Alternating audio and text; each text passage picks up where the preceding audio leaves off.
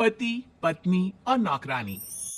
शीतल और अभिमन्यु की शादी को 5 साल हो चुके थे, लेकिन अभी तक उनका कोई बच्चा नहीं हुआ था। इसकी वजह से शीतल और अभिमन्यु परेशान रहते थे, लेकिन उन दोनों से ज्यादा परेशान थी शीतल की सास, यानी अभिमन्यु की माँ जानकी देवी। जानकी देवी चाहती थी कि जल्दी से जल्दी उनकी गोद में पोता या पोती आ जाए, और इसीलिए वो अपनी बहू शीतल को लेकर एक दिन हॉस्पिटल पहुंची। डॉक्टर मैडम, जरा ठीक से चेक करके बताइए ना। कई बड़े बड़े डॉक्टर को दिखाया है, लेकिन मेरी बहू माँ ही नहीं बन पाती। मैंने शीतल को बहुत अच्छे से चेकअप किया है। देखिए, बात यह है कि शीतल के अंदर माँ बनने की कैपेसिटी नहीं है। ये आप क्या कह रही हैं डॉक्टर साहब? कोई तो इलाज होगा ना, कोई दवाई दे दीजिए। देखिए, कुछ प्रॉब्लम ऐसी होती है जिनका कोई ट्रीटमेंट नहीं होता। आई एम सॉरी टू से, लेकिन शीतल कभी माँ नहीं बन सकती, क्योंकि उसके यूट्रस में अंदर से ही कुछ प्रॉब्लम है। घर आने के बाद क्या हुआ माँ? कहाँ लेकर गई थी आप शीतल को? अरे कहाँ लेकर जाती, डॉक्टर मैडम के पास ले गई थी, लेकिन तेरी बीवी तो कभी माँ बन ही नहीं सकती। मम्मी जी, इसमें मेरी क्या गलती? अगर अंदर से कोई प्रॉब्लम है तो उसमें मैं भी कुछ नहीं कर सकती। जानती हूँ, ये बात डॉक्टर के मुंह से सुन चुकी हूँ। अब दोबारा मेरे सामने इस बात का गाना मत गा। अरे माँ, परेशान होने की जरूरत नहीं है, हम सोचते हैं ना कुछ। अरे क्या सोचेगा तू? जब डॉक्टर कह चुका है कि तेरी बीवी माँ नहीं बन सकती, तो बता क्या सोचेगा तू? कहाँ से लाएगा बच्चा? माँ, ये तो मैं भी नहीं जानता। अभिमन्यु, क्यों ना हम अनाथ आश्रम से एक बच्चा गोद ले आए? क्या फर्क पड़ता है बच्चा हमारा हो या गोद लिया हुआ? आई बड़ी बातें बनाने वाली। क्या फर्क पड़ता है? अरे क्यों फर्क नहीं पड़ता? मुझे इस वर्ष को आगे बढ़ाने के लिए मेरे बेटे का खून चाहिए, किसी दूसरे का नहीं। लेकिन माँ, आप जानती हैं कि ये अब पॉसिबल नहीं है। मैं कुछ नहीं जानती। मैं किसी पराये की औलाद को इस घर में अपना पोता या पोती बन के बढ़ता हुआ नहीं देख सकती। मेरा वंश मेरे बेटे के खून से ही आगे बढ़ेगा। लेकिन मम्मी जी, ऐसा कैसे हो पाएगा? आप अच्छी तरह जानती है ना, मेरा और अभिमन्यु का बच्चा नहीं हो सकता। तो मैं अपने बेटे की दूसरी शादी करवाऊंगी, और अपनी दूसरी बीवी से यह मुझे बच्चा पैदा करके देगा। ये आप क्या कह रही हैं माँ? मैं किसी और से शादी नहीं करने वाला। मेरे रहते हुए आप अभिमन्यु की शादी किसी और से करवाएंगी? मम्मी जी, आप ऐसा कैसे कर सकती हैं? तू बस देखती जा बहू, मैं ऐसा कैसे कर सकती हूँ। कुछ दिनों के बाद, अभिमन्यु, मैंने तेरे लिए लड़की ढूंढ ली है। माँ, मैं आपको कितनी बार समझाऊं, मुझे किसी से शादी नहीं करनी है। पहले मेरी बात सुन। ये जो चमेली है ना, हमारे घर में काम करने आती है, वो तुझसे शादी करने के लिए तैयार है। मम्मी जी, आप अभिमन्यु की शादी एक नौकरानी के साथ करवाएंगी? वो इसलिए क्योंकि चमेली दिखने में बहुत खूबसूरत है, बच्चा भी सुंदर ही होगा। मम्मी जी, लेकिन एक बच्चे के लिए अपने बेटे की शादी नौकरानी के साथ करवाना, क्या ये सही है? अगर अभिमन्यु ने शादी नहीं की ना, तो मैं अपनी जान दे दूंगी।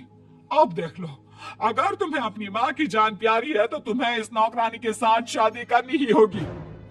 इस तरह जानकी देवी अपने बेटे अभिमन्यु की शादी नौकरानी चमेली के साथ करवा देती है। कुछ दिनों के बाद, नौकरानी से मालकिन बनके तो मजा आ गया, अब तो मैं इस घर की मालकिन हूँ। देखो, अपने आप को ज्यादा मालकिन समझने की कोशिश मत करो। एक बार तुम्हारा और अभिमन्यु का बच्चा इस दुनिया में आ जाए, उसके बाद तुम इस घर से हमेशा के लिए चली जाना।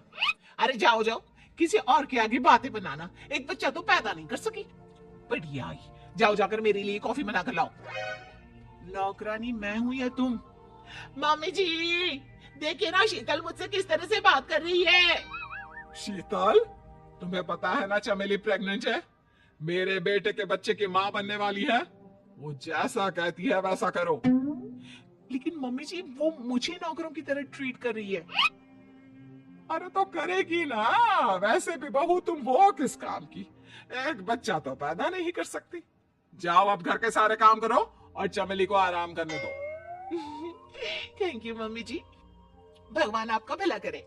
आप नहीं होती तो मैं नौकरानी से महारानी कैसे बनती? देखो, तुम्हें जो चाहिए सब मिलेगा, खूब खाओ पियो, मजे की जिंदगी जियो, लेकिन बस मुझे एक बच्चा पैदा करके दे दो। कुछ दिनों के बाद मम्मी, बच्चे के लिए आपने मेरी शादी चमेली के साथ करवा तो दी, लेकिन दिन और रात का चैन मिट गया है। सारा दिन शीतल और चमेली की बहस चलती रहती है। अब शीतल को इस घर में रखने से क्या होगा? मैं तो कहती हूँ उसे घर से निकाल दो, है भी किस काम की। मैं ऐसा नहीं कर सकता माँ, वो मेरी पत्नी है, उससे बहुत प्यार करता हूँ मैं। तुम्हारी पत्नी चमेली है, चमेली, उससे प्यार करो। अरे तुम्हारे बच्चे को जन्म देने वाली है वो। अभिमन्यु, मैं खुद ही इस घर से चली जाती हूँ। वैसे भी अपने ही घर में नौकरों की तरह रहकर परेशान हो चुकी हूँ। घर की नौकरानी मेरे ऊपर हुक्म चलाती है, वो तुम्हारी पत्नी बन चुकी है। अब मेरा इस घर में क्या काम? अभिमन्यु के बार बार रोकने पर भी शीतल उस घर से चली जाती है। कुछ दिनों के बाद चमेली एक बच्चे को जन्म देती है। भगवान ने मेरी सुन ली, मेरे बेटे का घर भर गया, उसका अपना बच्चा इस दुनिया में आ गया। मम्मी जी, बच्चे को हाथ लगाने से पहले मेरी एक शर्त तो सुन लो।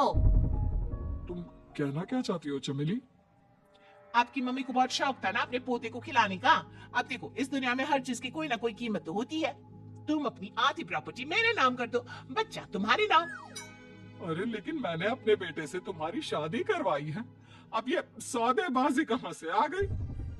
जो औरत अपनी बहू को घर से निकाल कर एक नौकरानी के साथ अपने बेटे की शादी करवा दे, वो तो सौदेबाजी कर ही सकती है ना। उसका कैसे भरोसा कर सकते हैं? मुझे बस आप लोगों की प्रॉपर्टी चाहिए, उसके बाद ही बच्चे को आप हाथ लगा सकते हैं। मैंने कहा था ना मम्मी, आप गलत कर रही हैं। देखिए, उसका नतीजा आपके सामने है। जब शीतल को पता चलता है कि अभिमन्यु और चमेली का बच्चा दुनिया में आ गया है, तो वो अपने घर पहुंचती है। अभिमन्यु, कहाँ है आपका बच्चा? क्या मैं उसे देख सकती हूँ? कुछ भी मत पूछो शीतल, माँ की हुई एक गलती हम लोगों पर भारी पड़ रही है। वो नौकरानी अपनी औकात पर आ गई है और अब हमसे अपनी आधी प्रॉपर्टी मांग रही है, वो भी बच्चे के बदले में। एक बात कहूँ अभिमन्यु, आप उससे कुछ भी देने से मना कर दो। अरे कैसी बात कर रही हो? मेरे बेटे की औलाद है उसके पास, ऐसे कैसे मना कर दे?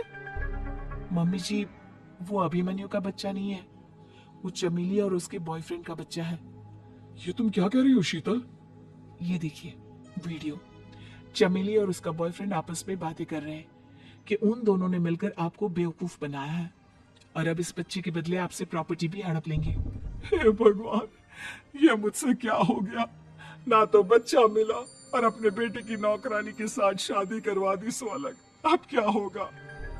मुझे माफ कर दो शीतल, मेरी वजह से तुम्हें बहुत तकलीफ हुई है। अभिमन्यु, मैंने कहा ना, उस नौकरानी को उसके बच्चे सहित इस घर से बाहर निकाल दो। लगता है मेरे अभिमन्यु का बाप बनने का सपना अधूरा ही रह जाएगा। अभिमन्यु, अपनी मम्मी से कहो कि परेशान ना हो।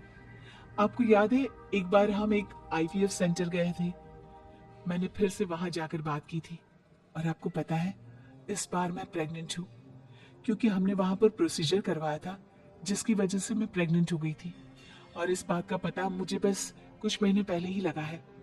हमारा बच्चा इस दुनिया में आने वाला है अभिमन्यु। मुझे माफ कर दो शीतल बहू, मुझसे बहुत बड़ी गलती हो गई। कोई बात नहीं माँ, लेकिन अब हमें उस धोखेबाज नौकरानी को इस घर से बाहर निकालना है और इस घर की मालकिन को वापस घर लाना है, वो भी अपने बच्चे के साथ।